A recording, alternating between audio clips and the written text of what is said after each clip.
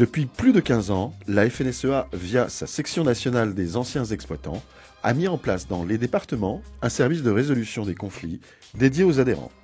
Rencontre à Irvillac dans le Finistère avec des médiateurs, des bénéficiaires de cette démarche et Jean-Paul Bizien, président de la section des anciens exploitants agricoles. Nous allions prendre notre retraite et nous voulions vendre nos terrains. Mais comme ce n'était pas enregistré au cadastre, on ne pouvait pas vendre. Donc j'ai été au centre socioculturel à une permanence du service juridique de la Fédé. Et là, on m'a conseillé M. Daniel.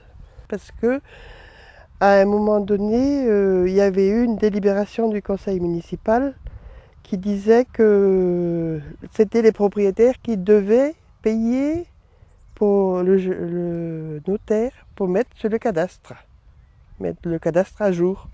Alors nous, on n'était pas d'accord. Alors je suis parti voir monsieur et madame Cariou d'abord, avant d'aller voir le maire pour voir où ils en étaient, quoi. Et c'est la juriste de la fédération, Armel Calmé, là, qui m'a appelé pour me dire hey, « Jérôme, tu ne peux pas aller voir, non, à Clermont-Ouest, là-bas, toi qui as été maire ». Ah non, il a fait un intermédiaire, parce que moi, à je ne sais combien de reprises, j'avais déjà été à la mairie, on ne voulait pas m'entendre. Bon.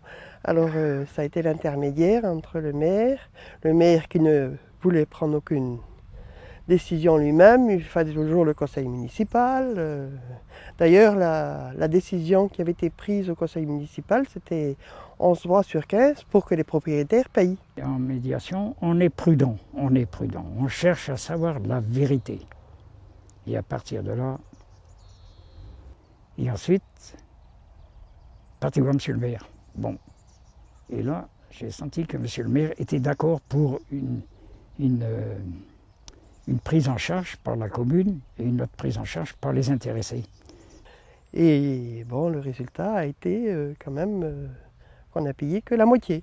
Pour être médiateur, il faut avoir la médiation dans la peau. Si vous ne l'avez pas, vous n'avez pas beaucoup de chance de réussir. Parce que maintenant, déjà, bon, on est plus ou moins en paix avec la mairie, parce que bon, ça c'est fait, c'est déjà quelque chose. De ne pas rester replié sur soi, d'aller voir le service juridique de la Fédé qui nous mène vers quelqu'un. Les médiateurs, ils sont vraiment là, ils sont toujours prêts à nous répondre si on a besoin. C'est important pour la vie de tous les jours, parce que ça évite d'aller au tribunal. Et le tribunal, c'est une catastrophe. Ça peut être des problèmes qui vont se régler au tribunal, mais la tentation est grande quand même d'essayer de faire de la médiation qui ne coûte pas, disons, à l'adhérent. La médiation, elle est découverte dans les permanences du service juridique. Le service juridique informe le ou les médiateurs. Ensuite, ils se retrouvent, ils font le point entre eux. Qu'est-ce qu'on peut faire ? Qu'est-ce qu'on peut proposer? Quelle est la meilleure solution pour essayer d'arranger les deux clans, hein, puisque c'est les deux opposants?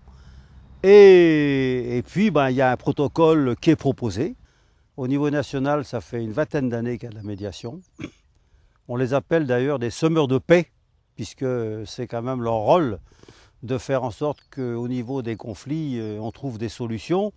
Si on ne peut pas trouver des solutions, au moins qu'on les réduise. Le sens de l'engagement, c'est le don de soi, c'est vrai, c'est se donner aux autres, on est là pour les autres. À des candidats à la médiation, qu'ils prennent contact avec leur fédération, la FDSEA, et il existe au niveau national donc une formation des médiateurs.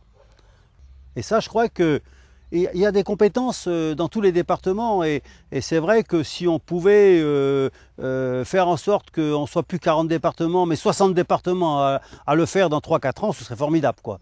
La médiation, ça marche chez nous.